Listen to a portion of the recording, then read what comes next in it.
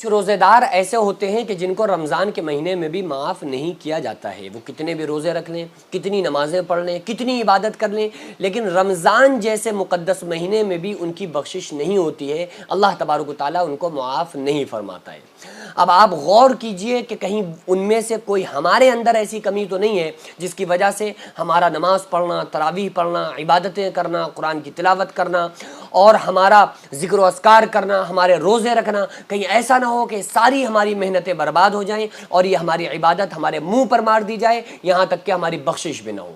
دیکھو، جو چیزیں رمضان میں جو کام ہم کرتے ہیں، مثلا ہم نماز پڑھ رہے ہیں، عبادت کر رہے ہیں، ذکر و اذکار کر رہے ہیں، روزہ رکھ رہے ہیں، صدقہ دے رہے ہیں، فطرہ دے رہے ہیں، یہ سارے کام جو ہم رمضان کے مہینے میں کر رہے ہیں نا، ان کا تعلق حقوق اللہ سے ہے، یعنی اللہ کے حقوق جو اللہ تبارک و تعالیٰ نے ہم پر لازم کیے نا کہ یہ حقوق اللہ تم کو ادا کرنا ضروری ہے، اللہ کے حق۔ جیسے ہی اللہ تبارک و تعالیٰ نے ہم پر یہ لازم کیا ہے کہ حقوق اللہ ہیں، اسی طرح سے ہمارے اوپر لازم ہے حقوق العباد، یعنی حقوق العباد کو ہمیں ادا کرنا ہمارے لیے بہت ضروری ہے۔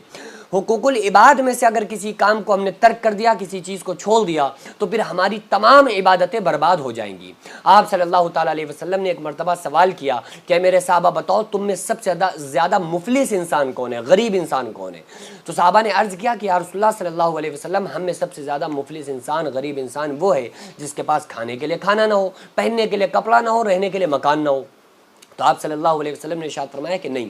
اے میرے صحابہ، مفلس اور غریب انسان وہ نہیں جس کے پاس کھانے کے لیے کھانا نہ ہو، پہننے کے لیے کپڑا نہ ہو، رہنے کے لیے مکان نہ ہو، بلکہ سب سے زیادہ غریب انسان وہ ہے کہ قیامت کے دن ایک شخص آئے گا جس کے پاس اتنی نیکیاں ہوں گی کہ اگر پہاڑ پہ رکھی جائیں تو پہاڑ تحت الثری ساتویں زمین کے اندر چلا جائے، اتنی نمازیں ہوں گی، اتنی عبادت، اتنی ذکر و اذکار، اتنے زیادہ روزے، اتنے صدقات، اتنے زیادہ اس کی نیکیاں کہ پہاڑ پہ رکھی جائیں تو پہاڑ تحت الثری ساتویں زمین کے اندر اس کے وزن، اس کے بوجھ سے چلا جائے۔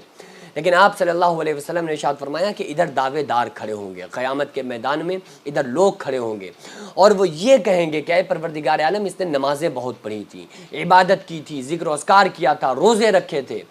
لیکن اس نے ہمارے حق کو مارا تھا۔ ایک ماں کہے گی یہ میرا بیٹا تھا، اس نے میرے حقوق ادا نہیں کیے۔ بیٹا کہے گا کہ یہ میرا والد تھا، یہ میرے والد صاحب تھے، انہوں نے ہمارے حق ادا نہیں کیے۔ باپ کے اوپر جو جیسا کہ حقوق ہیں، بچوں کے اچھا نام رکھنا، اچھی تعلیم دینا اور جب بالغ ہو جائے ان کا نکاح کر دینا، اگر باپ نے حقوق ادا نہیں کیے تو قیامت کے دن بیٹا اپنے والد کا ہاتھ پکڑے گا اور اللہ سے کہے گا کہ انہوں نے ہمارے حق ادا نہیں کیے۔ رشتہ دار اگر ہم سے ناراض رہتے ہیں تو وہ رشتہ دار قیامت کے دن رشتہ داروں کے بارے میں سوال کریں گے کہ مولا یہ ہمارے رشتہ دار تھے، ہم نے ان کے حق ادا کیے لیکن انہوں نے ہمارے حق ادا نہیں کیے۔ پڑوسی کہیں گے کہ انہوں نے ہمارے حق ادا نہیں کیے۔ تو آپ صلی اللہ علیہ وسلم نے ارشاد فرمایا کہ ایسے اس نیک انسان سے جس کے پاس اتنی نیکیاں ہوں گی لیکن ادھر دعوے دار کھڑے ہوں گے، وہ کہیں گے کہ مولا اس نے ہمیں گالی دی تھی،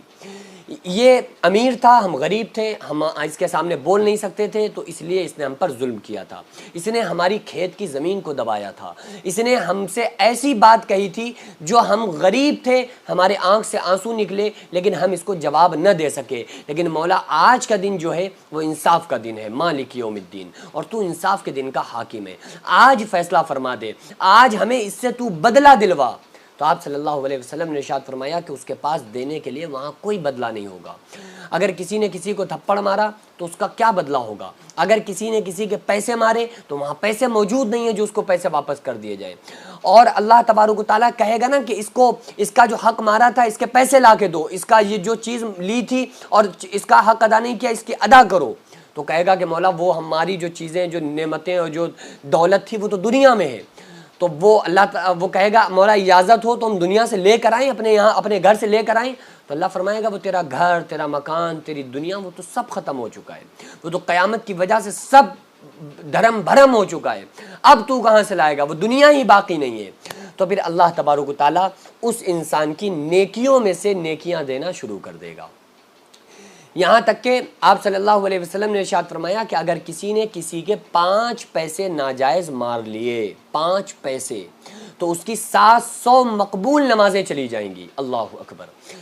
اور پتہ نہیں زندگی میں ہماری 700 قبول ہوئی بھی کہ نہیں، نماز پڑھنا بڑی بات نہیں، قبول ہونا بڑی بات ہے۔ تو آپ صلی اللہ علیہ وسلم نے ارشاد فرمایا 5 پیسے ناجائز مار لیے تو 700 مقبول نمازیں چلی جائیں گی۔ اب آپ غور کیجئے کہ اگر کسی نے کسی کا 1 روپیہ مار لیا تو کتنی بڑی اس کی سزا ہوگی، اور اگر نماز ایک وقت کی چھوڑ دی تو آپ صلی اللہ علیہ وسلم نے ارشاد فرمایا ایک وقت کی نماز چھوڑنے کی سزا 2,88,00,000 سال جہنم میں جلنا پڑے گا۔ تو اللہ تعالیٰ اس کی نیکیوں میں سے دینا شروع کر دے گا، یہاں تک کہ تھوڑے سے حقوق ادا ہو پائیں گے، اس کی ساری نیکیاں ختم ہو جائیں گی۔ لیکن ادھر اور دعوے دار کھڑے ہوں گے تو اس کے پاس کچھ ہے نہیں نیکیاں، تو اللہ تعالیٰ ان دعوے داروں کے گناہوں کو لے کر اس نیک انسان کے سر ڈال کر اس کو جہنم کے اندر بھیج دے گا۔ تو اس لیے ہم لوگوں کو چاہیے کہ جب ہم عبادتیں کر رہے ہیں، نماز پڑھ رہے ہیں، روزے رکھ رہے ہیں، پھر ہم کیوں ایسی کوئی غلطی کریں جس کی وجہ سے ہماری نیکیاں ہمارے منہ پر مار دی جائیں۔ اس لیے ہم لوگوں کو چاہیے کہ حقوق العباد کی مکمل طرح سے رعایت رکھتے ہوئے زندگی کو گزاریں۔ ہم اگر ہمارے بیٹے ہیں تو ہم اپنے بچوں کے حقوق کو ادا کریں، اگر ہم کسی کے بیٹے ہیں تو ہم اپنے والدین کے حقوق کو ادا کریں، اگر ہماری بہنیں ہیں تو ہم اپنے بہنوں کے حقوق کو ادا کریں، اگر ہمارے بھائی ہیں تو بہن بھائیوں کے حقوق کو ادا کریں، ہم اپنے رشتہ داروں کے حقوق کو ادا کریں۔